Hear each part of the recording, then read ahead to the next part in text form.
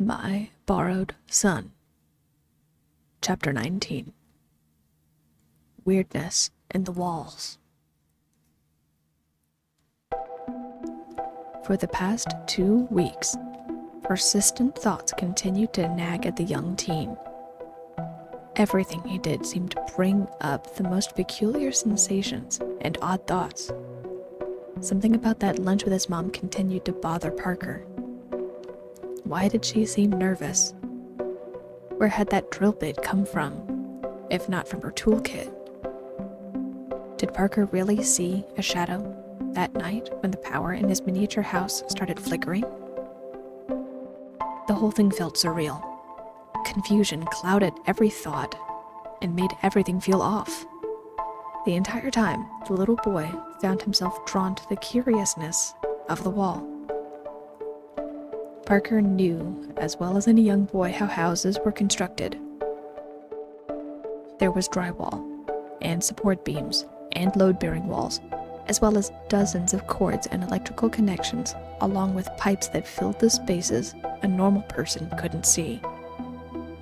Like the veins and arteries and organs in a person, there was a lot in a house that was unseen. What else might be unseen? Mice, for one, were like viruses of the body of the house. They were unseen and could cause a lot of damage when left unaddressed. But even Parker knew that mice didn't know how to draw and write. Try as he might, Parker's scouring of the internet provided no reference to the sketch he found along the baseboard just inside of the electrical cover when he went poking around 2 weeks ago. There were no carpentry marks that he could find that looked like the mark he found, though he'd learned quite a bit about architecture and construction shorthand. Parker concluded it was either something the previous tenant left, or something that was an in-house design for whoever built his family's home. Because, deep down, Parker found himself wanting to discount a third option. That someone else made that mark. Someone like him. It was possible. Parker knew his condition was rare, and that there were practically no reported cases about it. He knew because he spent a lot of time trying to research it on his own, late at night, when his mom was sound asleep. It was a move of what he considered desperation, to find someone else to talk to about why he was the way he was. Being small was hard, and Parker wished he could talk to someone about it from time to time. Someone who was like him, who would understand. Someone to compare notes and experiences with. Perhaps, in the back of his mind, he wanted someone else to be there so he could talk to them. But the thought of some strange person who was small, like him, living in the walls sounded like something out of a fantasy book. Parker had heard of stories like The BFG by Roald Dahl and Thumbelina by Hans Christian Andersen, but those were fiction stories meant for kids. On the other hand, Parker did exist. He was alive.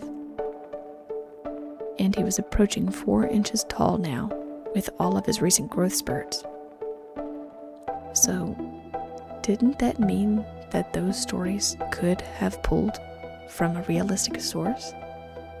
Was it really so far of a stretch to think that these stories might have been pulled from true experiences with someone his size? These thoughts were keeping Parker awake at night and distracted during the day. It was really bothering Parker. What was worse was that his friends were noticing his absent stares as his mind whirred and worked the same problem over and over. It felt like kneading the same ball of dough as it deflated, only to rise again. Parker tried deflecting the issue continually, making the excuse that he was tired after finals, and that he had a bunch of projects he was working on. But it felt dishonest to keep something like this from his friends. What made it worse was that Parker didn't feel like he could bring it up to his mom. Her reaction before was enough of an indication that something was off, and Parker didn't want to bring it up.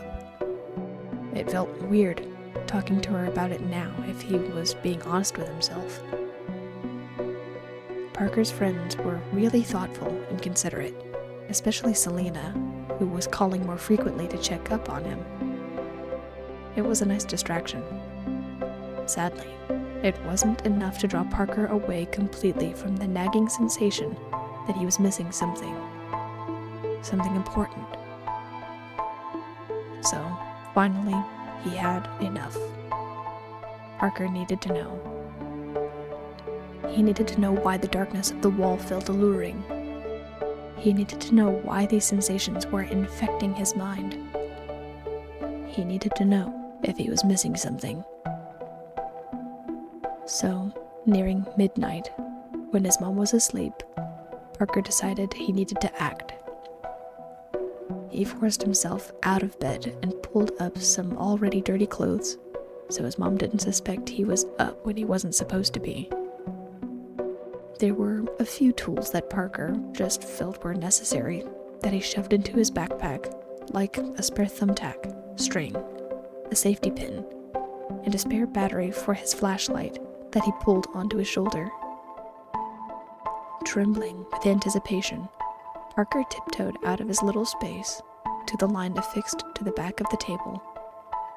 It took moments to slide down the line, the fibers making Parker's slightly sweaty hands burn. Touching down on the ground felt like landing on an alien planet in a dream. Nothing felt real. And yet, it did at the same time. Parker approached the electrical cover and heaved a few times before managing to wiggle it free from its place. It slid off to the side and made a slight cracking sound as it fell a few inches, leaving a nice little hole for Parker to slide into. Once again, the sensation overcame him. The vertigo of the room overwhelmed the small boy, while the darkness of the wall beckoned him forward. This time, however, Parker didn't resist. He cautiously hoisted himself up onto the ledge and slid down onto the other side of the wall. Parker hit the ground and immediately found his eyes adjusting to the pitch-black darkness in front of him. He couldn't see clearly by any means, but Parker could better make out outlines of the beams when he was close. The young teen flicked on the flashlight on his shoulder, readjusting the elastic band he used to keep it affixed to his shoulder and arm, and decided to take an extra precaution to make sure he didn't get lost. On a nearby exposed nail, Parker fished into his pack and pulled out some of the thread he had placed in his pack and tied it onto the head of the nail. It was a camping trick his mom told him about, so he wouldn't get lost. When this thread runs out, I'll go back. I just have to see. Parker took a deep breath and closed his eyes before daring to venture forward into the darkness, the light on his shoulder leading the way. There was something reassuring about this narrow passageway in between the walls. Every towering beam that the nearly 4-inch tall boy passed didn't produce the same sense of vertigo that being outside of the walls gave him. The smell of the undisturbed wood between the walls brought with it a sense of nostalgia. The sense of familiarity washed over him. But why? This was only the second time he had dared to peek inside the walls, and this was the first time he ventured forward into that darkness. Every step felt amplified, like the noise itself of his footsteps could bring down the walls themselves. The thumping in his chest, however, made the little crunch of dust and debris under his feet seem like a whispering wind. Nauseous and shaking, Parker dared to press forward around the corner and along the next portion of the wall. Every few inches, Parker paused and looked around for any additional markings or signs of something, anything that would have caused that shadow. Every nerve and fiber of his being felt electrified, buzzing with anticipation. Parker didn't know if it was fear or excitement that was making his body tremble and shake. He wasn't sure how long he had been in the walls. Probably an hour, maybe more, perhaps it was less. Every step further brought curious thoughts and sensations to Parker's mind that felt familiar and alien all at once. Where were these sensations coming from, and why was it happening now, while exploring the weird space between the walls? Nostalgia was the general sensation that filled Parker, but it didn't last for long. His nerves were completely and utterly on edge. Every little sound he made by rustling his bag or crunching over long-cut drywall made his heart skip a beat. It wasn't until he felt a little tug on his line that made his heart jump into his throat that he paused, stopped dead in his tracks. He whipped around and pointed the flashlight back toward the path he just left from. Some weird form of hyperventilation took over his breathing as Parker continued to shake. Did that just happen? Did his line just jolt on purpose? Did something just pull on his line? Someone? Hello? Parker called as he dared to take a few steps back along the path he just walked. He glanced down and noticed that there were no footprints behind him, just the line extending into darkness. Hello? Parker called again, this time a bit louder. His mouth felt like it had been stuffed with cotton. It was dry and ragged. Fear was starting to take over. Wait. Calm down. Check your thread. You might be out. That might have been the yank. Parker crouched, not breaking eye contact with the darkness and the line right behind him, as he reached into his backpack and felt the spool of thread he brought with him. His hands were shaking terribly as he pulled out the cylindrical piece of plastic. To his complete and utter relief, Parker saw that the little knot he tied in the end was the only thing left on the spool of empty thread. A sigh of relief that came out of him made his shoulders collapse in on themselves as he hung his head in disbelief. It's out. That's all. The ink was the end of the thread. Parker knew his promise to himself, and now that the spool was out, he realized he needed to return. While the darkness in front of him compelled the young teen forward, Parker felt his mind beginning to tire, and his reasoning returned. He gazed out at the darkness and felt something deep inside him stir. It was the same place in him that flinched away when his mom reached down to pick him up off of the floor. It was the same place that compelled him to climb and jump from high places. It was the same place that urged him to hide when he felt the ground tremble with the footsteps of his mom. It was some strange part of him that, for one reason or another, wouldn't be quiet. It wasn't logical. It didn't make sense. And that was what Parker decided to believe. All of those strange sensations had to be because of his condition. And the jumpiness of his mother had to be related to stress from her work. It had to be. It was ridiculous for him to believe someone would be living in the walls. How could they live in the walls? How would they cook and store food? What would they use to sleep if they didn't have beds? Also, if they had his condition, wouldn't they be with someone who could help them perform everyday activities? Parker chuckled to himself as he hoisted the pack back onto his shoulders and began reeling the thread back onto the spool while retreating back to the original electrical cover. He felt completely foolish that he had even considered someone living in the walls, especially undetected. The drill bit he found must have been tucked away in his mom's kit. Surely, that was the answer. The stress of finals and his imagination running away with him had to have been the culprit.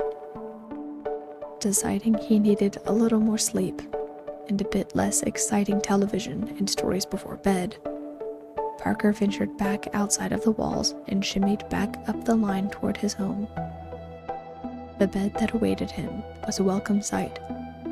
So, after slipping off his dusty clothes from his misadventure, Parker slid into bed and let his mind quiet for the first time in the past few weeks. Perhaps it was better Parker didn't venture beyond the furthest corner. Perhaps it was best he didn't look up into the rafters and ridges far beyond. Perhaps it was better the young teen didn't find what he wasn't meant to find. Kurz knew it while he walked along the beams.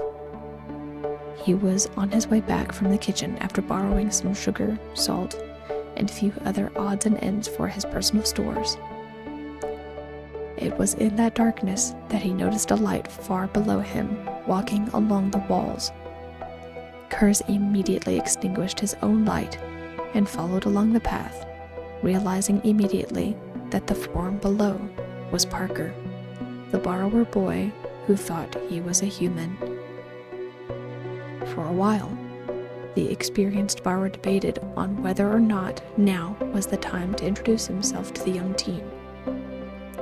He was in the walls after all, and hearing Parker calling out "hello" made Kurz stop completely in his tracks as he was terrified Parker might have seen him. Parker eventually returned back and left the relative safety of the walls to return to his home in the human's domain. The seasoned borrower watched the young teen inch up his line and vanish back into the dollhouse. Kurz sighed as he crouched and gazed down at the home. He understood a little of what Parker's mom must be going through. Parker was old enough to know, but was he old enough to understand? Parker needed to know the truth, but was it too late? Or was it still too soon?